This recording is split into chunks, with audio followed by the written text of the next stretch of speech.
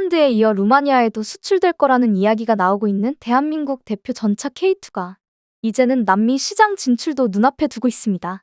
K2의 개발사 현대로템이 16일 페루의 수도 리마에서 K2 등 지상무기에 대한 총괄 협약을 페루 육군과 체결한 건데요.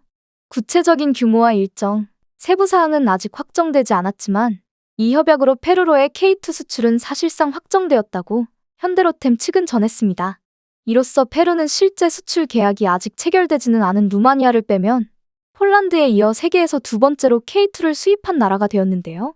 페루가 남미 최초일 뿐 아니라 세계적으로도 두 번째로 빨리 K2 도입을 확정함에 따라 이전부터 K2에 대해 관심을 보여오기는 했지만 여러 이유로 아직 구체적인 도입 계획은 세우지 못하고 있던 불가리아도 이에 주목하고 있습니다.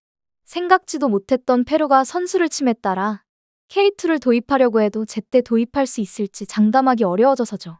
이는 그만큼 우리가 생각한 것보다도 많은 나라들이 K2 등 우리 무기 도입을 진지하게 고려하고 있다는 건데요. 그런 가운데 페루가 왜 다른 어떤 나라들보다도 빨리 K2를 도입하려고 하는 건지 자세히 알아보겠습니다. 그동안 폴란드와 루마니아를 비롯한 유럽 방산 시장에서의 성과나 반응들에 가려져서 덜 부각된 감이 있지만 페루에서도 우리 방산업은 이미 성과를 내고 있었습니다. 4월 30일 페루 육군 조병창이 발주한 차륜형 장갑차 공급 사업 우선 협상 대상자로 우리 기업인 STX가 선정됨에 따라 현대로템이 STX를 통해 차륜형 장갑차인 K808 30대를 공급하기로 한 게 대표적인데요. 이달 16일 이와 관련해 페루 리마에서 현대로템과 페루 육군이 지상무기에 대한 총괄 협약을 체결했습니다. 주목해야 할 것은 협약 대상에 이미 페루에 공급하기로 한 K808만이 아니라 K2도 포함되어 있다는 것입니다. 페루가 K2를 구매할 거라는 소문은 국내 언론에서조차도 거의 나오지를 않았는데 이날 협약을 통해 갑자기 공개되다시피 한 건데요. 이에 대해 현대로템 측은 페루가 K2 전차를 수입하기로 결정을 내려 총괄협약 체결에 이르렀다. 수출은 확정된 것이라고 말했습니다. 전혀 생각지도 못한 K2가 포함된 이날 협약으로 페루는 폴란드에 이어 세계에서 두 번째로 K2 수출이 확정된 나라가 되었습니다. 이는 내년에 구매 계약을 체결할 것이라는 보도가 이달 들어 나오기 시작한 루마니아보다도 빠른 거라 다른 나라들은 물론 우리도 놀라게 만들었는데요. 다들 아시는 것처럼 원래 폴란드 다음으로 K2가 수출될 것이라고 기대되었던 나라들은 거의 다 유럽 국가들이었습니다. 대표적이었던 게 노르웨이와 체코였죠. 그러나 K2뿐 아니라 K9 자주포 등 다른 한국산 무기들도 유럽 시장에서 강세를 보임에 따라 순탄하게 이뤄질 것만 같았던 K2의 유럽 시장 진출은 생각지도 못한 암초를 만났는데요.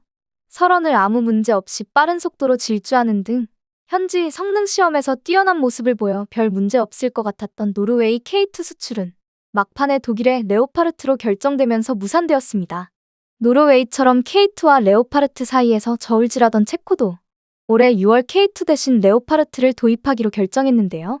이처럼 폴란드가 그랬던 것처럼 K2를 사갈 것 같았던 나라들이 예상과 다른 결정을 내리게 된 데에는 이유가 있습니다. 독일을 비롯해 프랑스 등 기존 방산 강국들의 눈치를 보지 않을 수 없어서였죠. 특히나 두 나라 모두 EU에서의 영향력이 막강하기에 EU와 척을 치려는 게 아닌 이상 이 두 나라를 무시하는 건 사실상 불가능합니다.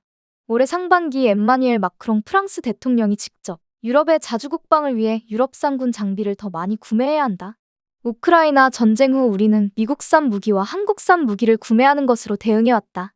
유럽 방위산업을 발전시킬 책임을 다하지 않는다면 우리의 주권과 자율성을 구축할 수 있겠는가라고 발언한 걸 전후해 기존의 20%였던 EU의 역내 무기 구입 비중이 2035년까지 60%로 올리기로 바뀐 걸 보면 알 수 있습니다.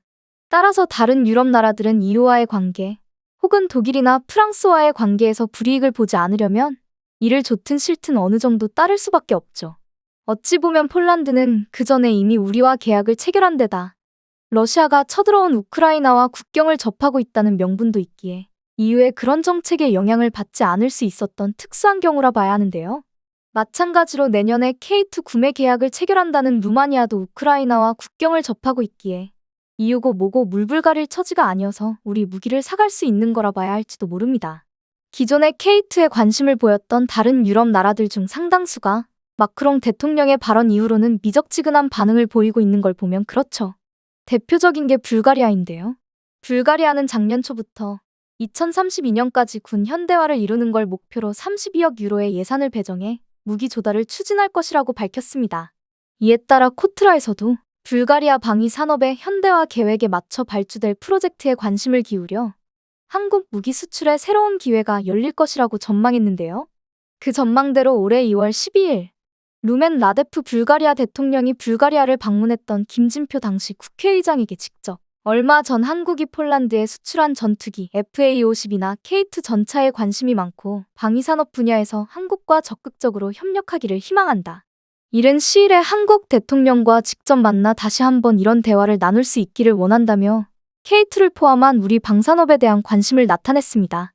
그러나 이후 라데프 대통령의 방한 등 이와 관련된 불가리아 정부 차원의 움직임은 딱히 없었고 K2 등 우리 무기 수출에 대한 불가리아와 관련된 구체적인 소식도 거의 없다시피 한 상황인데요. 그 뒤에 나온 마크롱 대통령의 발언과 이후 정책의 변화로 인해 한국 무기 도입을 망설이고 있는 게 아닌가 추측되고 있습니다. 실제로 불가리아는 루마니아와 달리 우크라이나와 국경을 접하고 있는 등 EU 국가 외 다른 나라의 무기를 급히 들여올 명분으로 내세울 게 마땅치 않기에 구매를 빨리 결정짓기는 어려울 수 있는 상황이죠. 그런 와중에 루마니아도 아닌 전혀 생각지도 못했던 페루가 K2 수입을 확정했다는 소식이 나왔으니 불가리아 측은 놀랄 수밖에 없었는데요. 불가리아의 군사 전문 매체 불가리안 밀리터리는 18일 K2의 페루 상륙으로 소비에트제 TO-14-55의 시대가 종말을 고하게 됐다는 기사를 내며 이를 집중적으로 다뤘습니다. 기사는 페루는 1973년 소련제 T-55 전차를 도입해 70년대에는 300대가 넘게 보유하며 라틴 아메리카의 주요 T-55 운용국으로 자리 잡았지만 자국의 험난한 지리적 환경 때문에 교체 필요성이 커졌다고 전했습니다.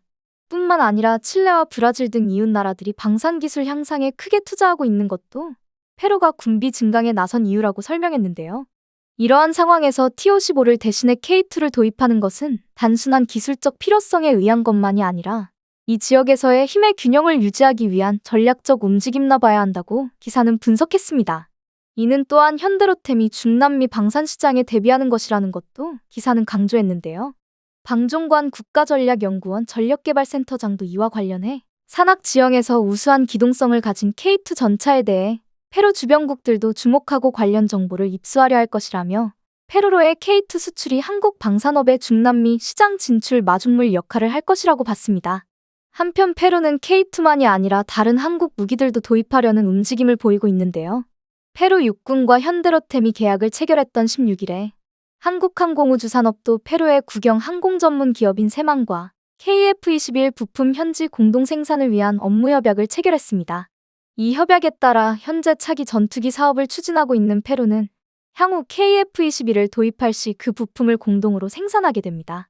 즉, 이 협약을 체결했다는 것 자체가 페루가 KF-21을 구입하려 할 가능성이 크다는 걸 말해주는데요. 안 그래도 페루는 수호이 25와 미그 29 등 낡은 전투기들을 대체할 차세대의 전투기 사업 후보 기종으로 KF-21과 FA-50을 검토하고 있던 것으로 알려졌으니 이 협약으로 페루가 KF-21을 구매할 가능성이 커졌다 해도 과언이 아닙니다. 페루는 2012년에도 한국으로부터 다목적 항공기인 KTLP 20대를 도입한 바 있기에 항공기 수출과 관련해서는 한국에도 그리 낯설지 않습니다. 따라서 이번 협약은 그러한 관계의 연장선상이라고 볼 수도 있는데요.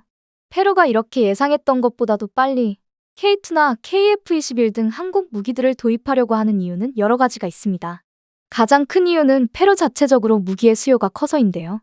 페루가 딱히 다른 나라하고 전쟁을 하는 것도 아닌데 무슨 소리냐 하실 수 있겠지만 페루를 비롯한 남미 국가들의 군대들은 외국 군대만이 적이 아닙니다. 오히려 실질적으로 가장 골치 아픈 상대는 자국 내에서 암약하는 갱단이나 반정부 세력들인데요.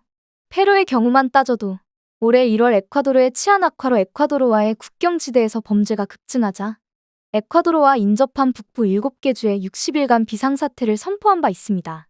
남미 지역은 오랫동안 정치적으로 불안했던 틈을 타 범죄 조직들이 어지간한 군벌 수준으로 세력을 키웠기에 이들에 제대로 대응하려면 총 정도만으로는 부족한데요. 페루가 K2를 구매하려고 하는 것도 이들에 대한 대응 수단이라고 볼 수 있습니다. 또한 그들에게 있어 기존의 낡은 소련제 무기들의 대안으로 가장 적절한 수단이 한국제 무기인 것도 빼놓을 수 없는 이유입니다. 페루를 비롯한 상당수 남미 국가들은 좌파 정권이 들어섰던 적이 많고 사사건건 여러 명분으로 남미에 정치적으로 간섭을 해온 미국에 대한 반감이 커 자연스레 소련제 무기들을 많이 쓰게 되었습니다. 따라서 이를 대체하려면 그 후신인 러시아 무기를 택하는 게 자연스럽고 운용에도 편리하겠지만 우크라이나 전쟁이 터지면서 그럴 수 없게 되었습니다. 러시아에 대한 국제 제재가 강해짐에 따라 남미 국가들은 다른 방안을 찾을 수밖에 없었는데요. 미국 무기들은 값도 비싼 데다 상당수 남미 국가들은 앞서 말씀드린 이유로 미국 중심 체제의 반감이 커 미국 무기를 사고 싶은 마음도 그리 들지 않을 겁니다. 그렇다고 유럽 무기를 들여오는 것도 비싼 건 마찬가지고 중국 무기를 들여오는 것도 미국을 필요 이상으로 자극할 수 있기에 여의치 않죠. 그런 상황에서 가격 대비 성능도 좋은 한국산 무기는 페루에 아주 매력적으로 느껴졌을 겁니다. 이미 구매해서 성능을 실감해본 경험도 있고요. 마지막으로 K2는 험지에서의 기동성이 뛰어나다는 것도 페루에서 운용하기에는 아주 큰 장점이라 할 수 있습니다. 다들 아시는 것처럼 페루는 안데스 산맥의 위치에 고지대가 많은 데다 산맥이 아닌 곳들에도 아마존 유역의 정글이나 아타카마 사막 등 험지가 많습니다. 이런 곳에서 운용하기에 이미 여러 성능 시험으로 험지 기동 능력이 입증된 K2만큼 좋은 전차도 없죠. 페루만이 아니라 다른 남미 국가들도 고지대나 정글 등 험난한 자연 환경을 갖고 있기에 이제 다들 K2에 주목하게 될 건데요. 새로운 시장인 남미에서도 우리 방산업이 승승장구할 수 있기를 기대해 보겠습니다.